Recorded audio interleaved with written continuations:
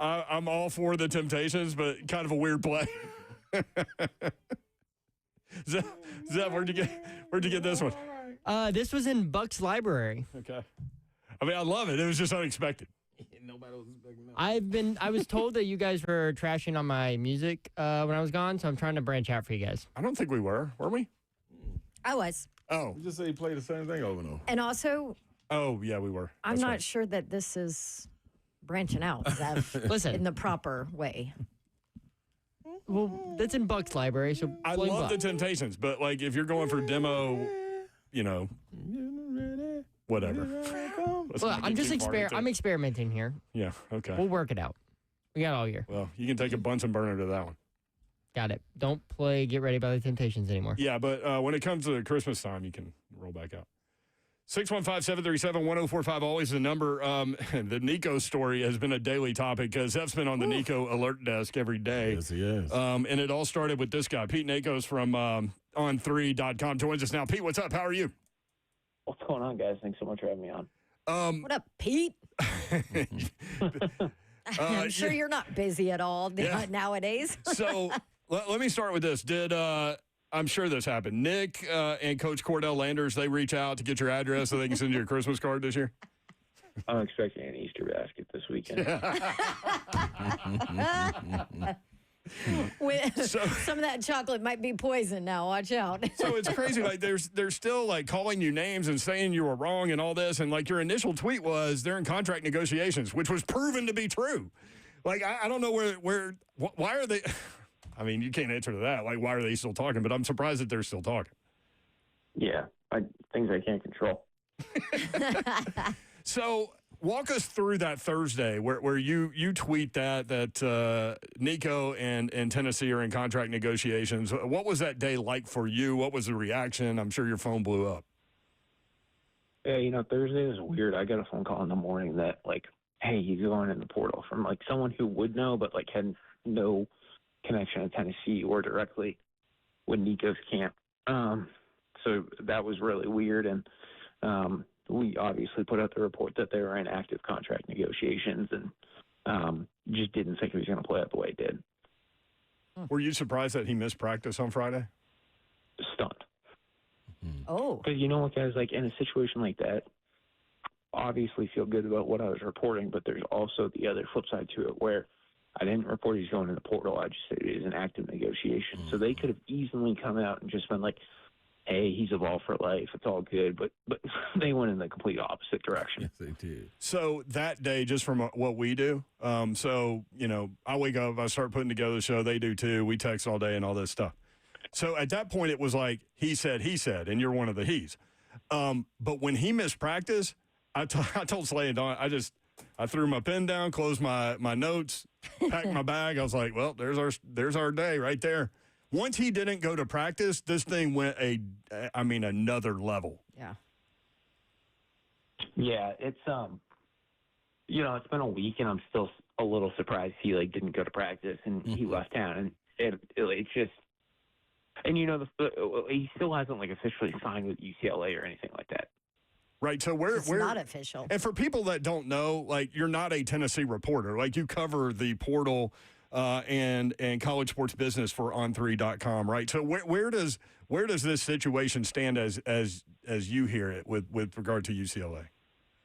Yeah, so it's a really interesting situation at UCLA where you got the App State transfer quarterback Joey Aguilar there, who has had a really good spring with the new offensive coordinator Tino Sinceri.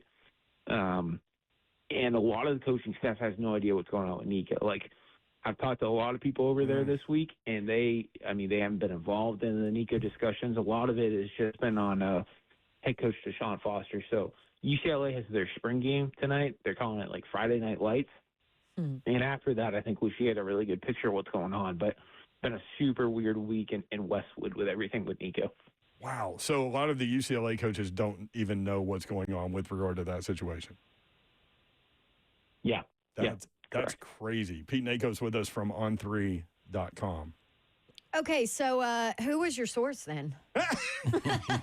Not going to say that. I mean, Coach Cordell Landers tweeted today that we also found out who gave the story to Pete Nakos, but nobody fact-checked it. Like, he's still coming He at said you. On3 is ran by Tennessee guys. I'm like, Shannon Terry is a noted Alabama fan. Like, come on, man. Who's your team, Pete? Just, we're just all about fact-finding here. Is your team Tennessee? The funny thing is, I just moved to Tennessee in the last, 9 months. Like, I've never worn a shade of Tennessee orange in my life. There you go. See, we got your back on that one. So how difficult is it to cover the portal, man? You want to talk about a fast-moving world. There's nothing more fast-moving in news or sports, I don't think. Yeah, we were talking about this in the office or over here in Berry Hill, and I don't think we've seen a college football story kind of take off the way it did like that before compared to since Nick Saban retired. Yeah, that's very true. Did you, in fact, get a raise and a new contract from Shannon Terry from On3? I very thankfully and gratefully did get a raise and a new contract. You did? Look at Shannon Terry. He's Shannon. always about his word, man. Shannon's business, man. He's one of the smartest guys in this group. Congratulations on that. Yeah. Number one, but I appreciate that. yeah, but so seriously, your phone must be going off 24 hours a day during these windows and probably in the windows leading up to the window. Yeah. Yeah, it's the last 20 days have kind of been a blur at this point, just with the ramp up to the portal and then what happened with Nico and then the portal actually opening this week. So with everything, about to settle down then, and especially on the Tennessee front, where do you see them going? What's the aftermath of this? But in terms of college football or Nico specifically? No, in terms of Tennessee specifically, as far as jumping in the portal or anything active out there that you're hearing. Yeah, I haven't heard a lot, to be honest with you. I can tell you a lot of quarterbacks across the country got new contracts this week because of what happened in Tennessee. But, Tennessee's next quarterback is probably not in the portal yet, and if it is, it might be it might be Steve Angeli, the Notre Dame quarterback, but at this point doesn't seem to be a ton of smoke there. Yeah. Okay. Interesting. So when you break a story like this, does your contact list increase? Agents start reaching out to you, hey, this dude's a player. I need to get some info to this guy. Yeah. Well, whenever something like that happens, it definitely is good for business in terms of more people know my name and reaching out with the transfer portal. So how do you do your job? I mean, I understand that's that's a great question. I mean, that's a broad, crazy question, but just from a standpoint of what does a day look like for you? Are you constantly texting? I mean, we watch Adam Schefter, right? And yeah, I Ian am my Rappaport. Adam Schefter. No, but you know what I mean. Yeah, this summer I told my girlfriend, I was like, I should really get 2 phones, and she's like, you're not getting 2 phones. I'm not that special. But yeah, right now I'm on the phone with you guys and scrolling Twitter and taking texts and things like that. And a nutshell of my day today is we reported earlier this morning. I should say, that Maryland transfer defense lineman LaVon Johnson signed a contract with North Carolina. Well, he just signed with Texas. And that's all in the last 10 hours. Wow. God, that's nuts. Yeah. And especially nowadays. And there's, I saw a tweet. There's over 10,000 players in the portal right now in college football. Now that's both divisions, but still, it is impossible to keep up with everything. And I know you have your priorities and all of that as far as what's most important in the portal to keep up with. But do you feel like there should be more guidelines, guardrails, parameters around what's going on? If you talk to a Power 4 head coach right now, they'll tell you yes. I don't know.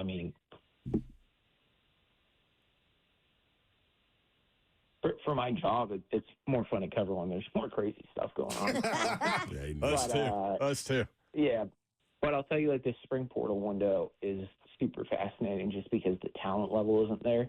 Right. And that has made just for some, like, super interesting moments where, like, kids are going in just for more money or teams are offloading, like, 15 players just because they don't need them. And as someone who's watched college football his whole life, like, that's just a new aspect, I think, of college football that not a lot of people are used to. Yeah, no doubt. Pete, with this coming across your desk and you breaking it and everything that's going on with it, what's out of your time covering the transfer portal and college football, what's the most craziest or outlandish story that you got a hold of that you didn't run? Ooh.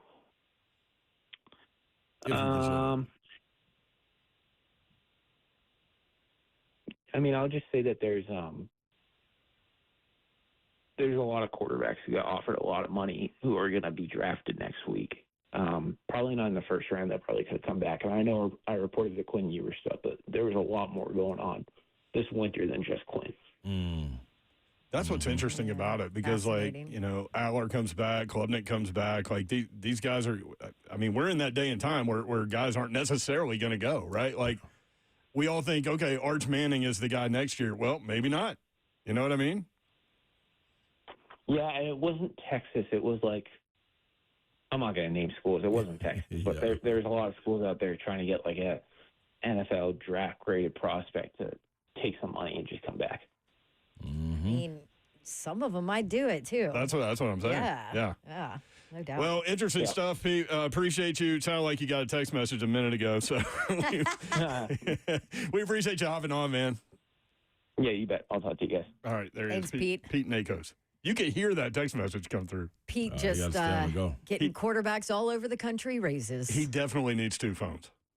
There's no question. Could you imagine trying to keep up with your buddies and stuff while you're getting all these other texts and stuff on the same phone? Especially, I feel like all you guys have these, like, weird group text chains, you know, and you've got, like, 6 different ones because it's, like, your golf group and your hoops group. There's a lot of your groups. Gym group. It is and a lot. Your, you know, college group. You created one today. I did? Yeah.